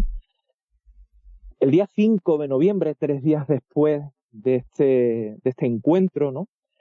La mujer le anima a que comparta eso con su amigo, con este señor que comentábamos antes, este investigador, este ufólogo francés de renombre, como es Aimé Michel, ¿verdad? Y bueno, le relata el caso, le comenta el caso. Este señor, Aimé Michel, comprueba que todavía se encontraba en shock tras ese episodio y bueno, no daba tampoco crédito a lo que había ocurrido. Creía que todo era eso, efectos de ese choque, de ese impacto del encuentro, del avistamiento y demás, ¿verdad? Pero bueno, ¿qué es lo que ocurre? Empieza a revisarle esa herida, empieza a verle la herida, se da cuenta de esa pequeña cicatriz que iba desapareciendo con los días, cada vez era menos visible, y bueno, y que caminaba perfectamente cuando Aimé Michel pues conocía que este señor, amigo íntimo, él tenía ese problema de años atrás, después de haber pisado esa mina, bueno, tenía esa dificultad, ¿verdad? A la hora de caminar. ¿Qué es lo que ocurre? Él empieza a notar, incluso estando allí presente el ufólogo, empieza a notar como una especie de dolor, un picor y un enrojecimiento en la zona umbilical, en la zona del ombligo, ¿de acuerdo? Eso llama muchísimo la atención a todos ellos, ¿verdad? Sí. Imagínate, él empieza a rascarse, empieza a quejarse, me duele aquí, me molesta aquí. Lo que comentábamos, ¿qué pasa? ¿Qué es lo que ocurre? Tras un sueño, es decir, él decía que en ese sueño había visto un triángulo. Y aparte del triángulo, esa forma triangular, había visto también ese ovni que él presenció aquella noche, esa forma, esas luces, esa fusión. Él, como digo, ve un triángulo y ese triángulo parece que de alguna manera se materializa. ¿Dónde? Pues en la zona donde él se aquejaba de ese dolor, de ese picor, donde estaba enrojecido. Era como una especie de triángulo isósceles, ¿verdad? Como sabemos, así un poco más alargado. Sí. Tenía pinta de quemadura solar en la piel, una Vale, quemadura solar, ¿vale? En esa región umbilical, en ese ombligo. ¿Qué pasaba? Pues iba desapareciendo la sintomatología, es decir, ya no se aquejaba tanto del dolor del picor, pero se hacía mucho más evidente. La marca, esa marca triangular, era muchísimo más evidente. Incluso tanto que a mí Michel le dijo que fuera a visitar a un dermatólogo. El dermatólogo lo vio y bueno, decía que no tenía explicación para ello. No podía explicar lo que había ocurrido ahí en la piel, ¿verdad? Esa lesión, esa marca, no sabía cómo explicarla. A mí Michel decía, claro, este señor era un poco más ortodoxo y él comentaba que seguramente pues esta cuestión era algo psicosomático, ¿no? Él había soñado con eso y de alguna manera se había generado. Pero ¿qué ocurre? Al día siguiente de que le aparece esa marca al doctor X, para hacerlo todavía el caso más rocambolesco, Total, vamos, yo tengo la cabeza ahora extraño, mismo que surrealista. Exacto. me va a petar la cabeza con todo. O sea, qué maravilla. O sea, es pura fantasía. Totalmente. Sigue, perdona. Pues Tina, al día siguiente, como tú dices, qué maravilla. Pues fíjate la curiosidad. Al día siguiente, su hijo es el que presenta. Este señor Aimé Michel decía que era algo psicosomático. No podía ser, porque al día siguiente su hijo empieza a aparecer en la misma zona, la zona umbilical, un triángulo isósceles de las mismas características que le había aparecido al doctor X días antes. La marca Fíjate del qué cosa testigo. Totalmente, Pablo. Sí, totalmente. Sí. Parece ser que este triángulo aparecía y desaparecía. Estuvieron de alguna manera sufriendo durante 20 años esa marca, ¿vale? Estuvo apareciendo y desapareciendo durante 20 años. Y bueno, ya digo que le aparecía al doctor y a las 12 horas, casi exactas, le aparecía al hijo, le aparecía al crío. Duraban aproximadamente esas marcas unos 2 o 3 días y volvía a desaparecer. Algo curiosísimo, la verdad. ¿Qué ocurre? Tras ese encuentro, tras ese avistamiento, con lo extraño, lo anormal, lo paranormal, podríamos decir así. ¿Por qué? ¿Por qué digo lo paranormal? Pues porque en la casa de este señor empiezan a registrarse lo que podríamos llamar fenómenos de tipo poltergeist. Toma ya. Sí. Completemos la historia. Para hacerlo, como digo, ahora que está tan de moda, ¿no? El meter todo en el mismo saco. Redondo. Exacto. viene genial este testimonio. ¿Qué tipo de fenómenos poltergeist? Bueno, vamos a entrar en detalle. Sería materialización de objetos en la casa. De la nada aparecen objetos. Relojes que se atrasaban. Incluso un reloj, decía el propio Michel, que se atrasó una noche 3 veces. Uno de esos relojes, sí. Problemas eléctricos, que son también muy comunes en este tipo de eventos. Si la propia compañía eléctrica, fijaros, ya se negaba, por lo que parece, a reparar ese daño, ya ese estaban problema, cansados. porque alegaban que era brujería, que era un caso de brujería, que decían que no iban más por allí por la casa, que se negaban totalmente a arreglar nada de eso. Y bueno, esto ya para rizar el rizo. El propio doctor X relataba sucesos de levitación, fenómenos de levitación, que le comenta, claro, Michel era un poco, como digo, como estábamos comentando anteriormente, más escéptico, y él decía, bueno, me tienes que dejar alguna señal, alguna marca o algo para yo saber que tú has llegado a tocar el techo. Eran viviendas con techos muy altos. En una de esas, por lo que parece, este señor, el doctor X, cogió un papel, le puso un poco de adhesivo y en uno de esos, una de esas levitaciones cerca del techo, puso directamente el papel en el techo como indicativo de que había sufrido uno de esos fenómenos de levitación. Caso también, como digo, un tema también muy interesante, ¿verdad? Parece ser que nadie al crío le habló del ovni, ¿vale? Pero claro, a partir de ese momento empieza a sufrir de insomnio el crío, ¿vale?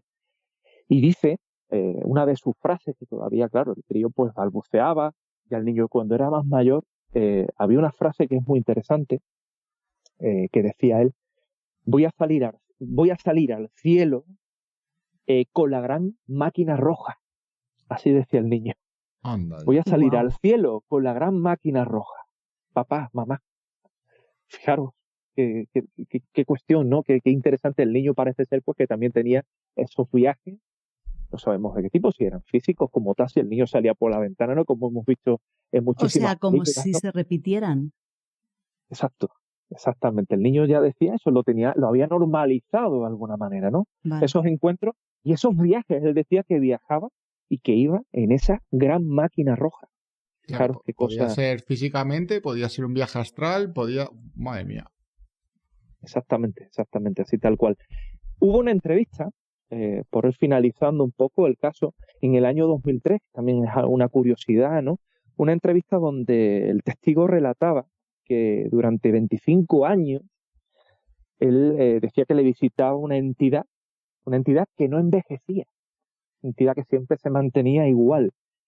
Y bueno, que de alguna manera aparecía a veces en su casa invitándole a pasear.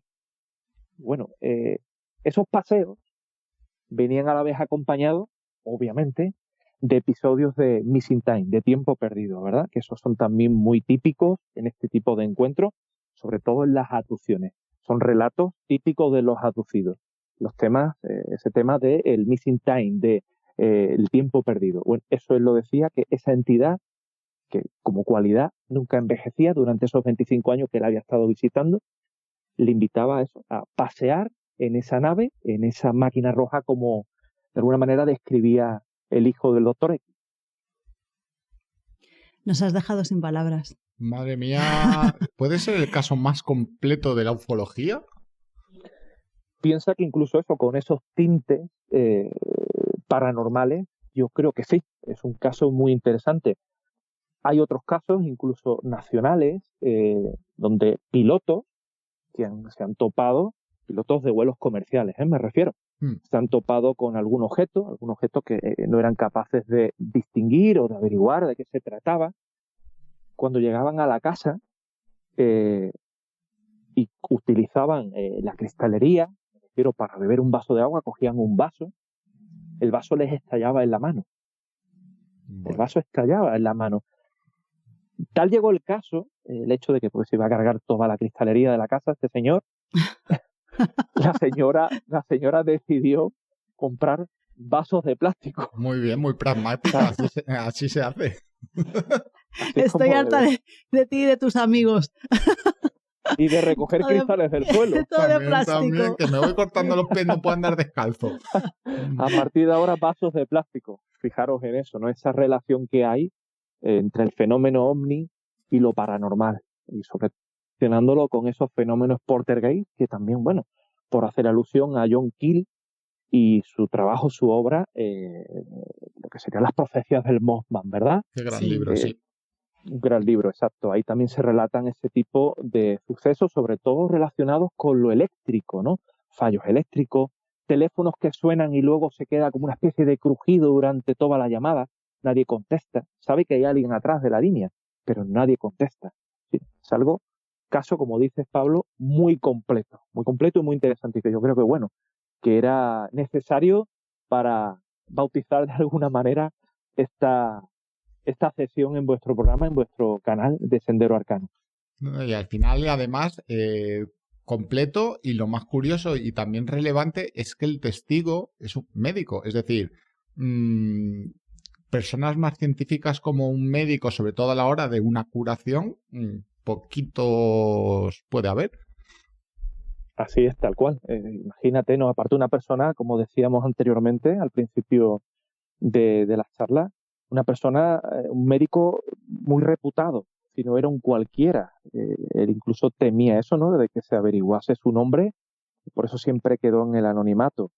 Bueno, es un caso, como decimos, tan completo, tan interesante, tan extraño, tan bizarro, ¿no? Como dirían en Argentina, que bueno, que yo creo que a cualquier amante del misterio, yo creo que es un tema que deberíamos de seguir ahondando, seguir investigando, no ya con este señor, pero según tengo entendido, casos de este tipo que se repiten en la actualidad, casos incluso de personas que se han curado de una ceguera, o que se han curado de, o una persona que utilizaba corrección para una miopía y se han despertado como si hubiesen ido a la clínica a operarse con láser sin tener que usar gafas, después de un encuentro que muchos de ellos no recordaban, y a través de relajación profunda o de hipnosis, llevada correctamente a la práctica. Como ya sabemos, la hipnosis ha hecho muchísimo daño dentro de lo que es el terreno de la investigación ovni, y bueno, llevándola correctamente a la práctica, se ha descubierto de que esos señores, estas personas, digo señores porque claro, eran señores, eran caballeros, eran hombres, los que relataban el tema de la curación espontánea de una ceguera o de una miopía.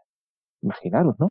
Yo soy miope, a mí me encantaría toparme con algo así, me ahorraría pues un dinero Claro, tú Y imagínate, aparte pasar por un quirófano. claro, o sea, tú, ufólogo sería como el doble, te cura la ceguera o tu miopía y aún encima te llevas una experiencia tremenda Bueno, para ti.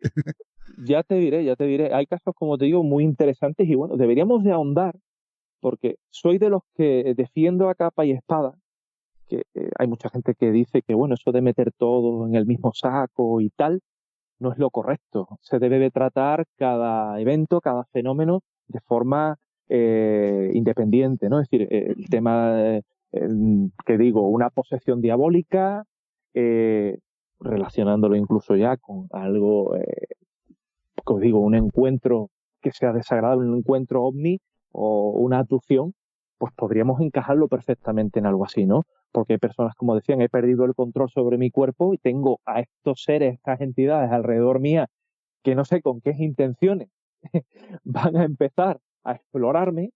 Pues claro, podemos encajarlo con eso. O las apariciones marianas, ¿no? Esto podría ser una aparición mariana. Sí, Hay muchos pasajes en la Biblia donde, por ejemplo, el leproso, ¿verdad? Que se cura. sí. Podríamos decir que se topó con algo así. Un aparato de estas características como el que relata el Dr. X. Y se originó esa curación espontánea del leproso.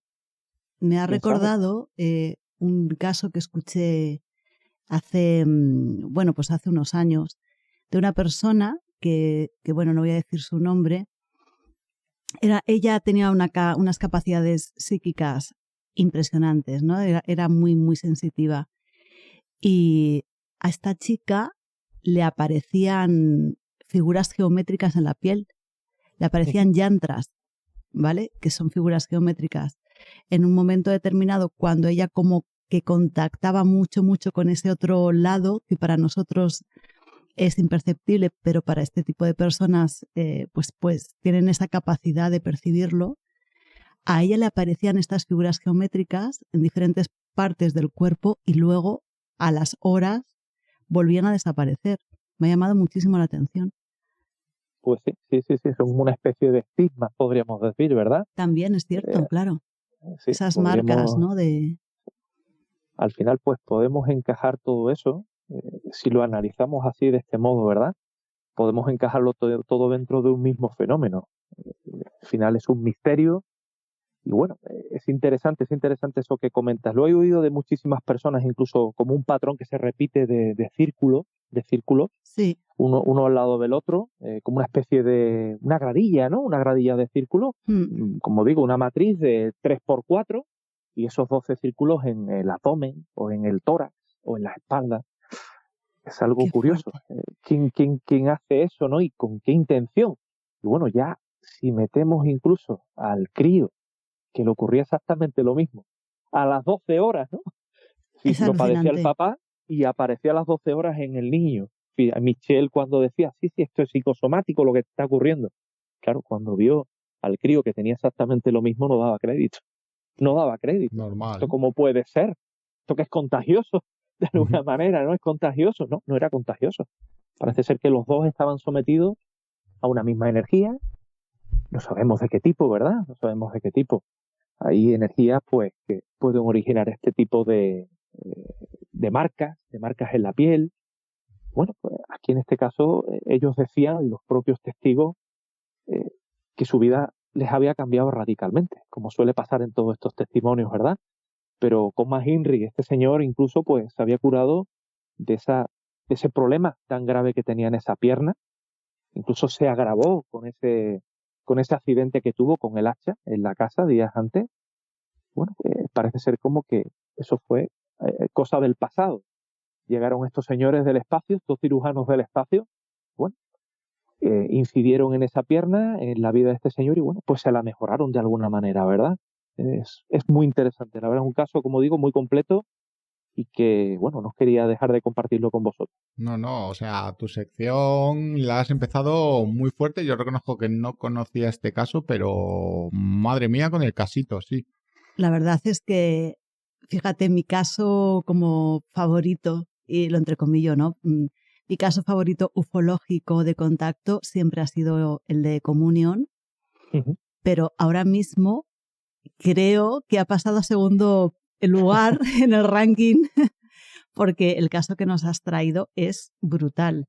Y nos contabas, ya te dejamos, pero quería preguntarte que hoy en día siguen pasando este tipo de cosas porque cuando escucho casos así siempre es como que pasaron en los años 60, 70, 80, pero a día de hoy se siguen repitiendo este tipo de contactos, de fenomenología. Nos decías que sí, tú tienes noticias, ¿sabes?, de que hoy en día se siguen produciendo. Claro está, la cuestión es hasta dónde podemos creer al testigo, ¿de acuerdo?, a la hora de que compartan este tipo de testimonios. Es decir, ¿es real lo que están viviendo o son lesiones, autolesiones, ¿no?, que ellos mismos se infringen Sí. sobre su piel?